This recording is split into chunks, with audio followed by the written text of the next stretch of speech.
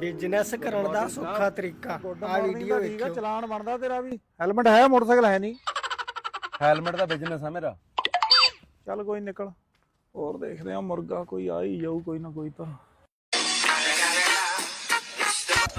ਓਏ ਨਾਕਾ ਲੱਗਿਆ ਹੋਇਆ ਹੈ। 1000 ਦਾ ਚਲਾਨ ਆ ਬਿਨਾ ਹੈਲਮਟ ਦਾ। ਲਿਆ ਦੇ ਕਿੰਨੇ ਦਾ ਹੈਲਮਟ?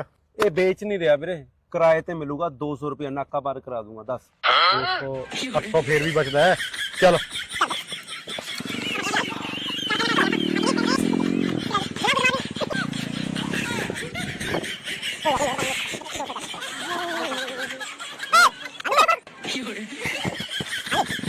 ਨਾਕਾ ਲੱਗਿਆ, ਮਾਮੇ ਖੜੇ ਆ। ਕੋਈ ਗੱਲ ਨਹੀਂ, ਮੈਂ ਆਪਣੇ ਮਾਮੇ ਨਾਲ ਗੱਲ ਕਰਾ ਦਿੰਦਾ। ਉਹ ਨਾ ਮਾਮੇ ਦੀ ਸੁਣੇ ਨਾ ਨਾਨੇ ਦੀ ਸੁਣੇ, ਨਾ ਭਗਵੰਤ ਦੀ ਨਾ ਭੁੱਲਰ ਦੀ। ਫਿਰ ਕੀ ਕਰੀਏ ਬਈ? ਇਹ 200 ਰੁਪਏ ਕਿਰਾਇਆ ਹੈਲਮਟ ਦਾ, ਕਿਤੇ ਨਹੀਂ ਟੌਰ ਖਰਾਬ ਹੁੰਦੀ ਤੇਰੀ। ਲਾ ਦੇ ਯਾਰ।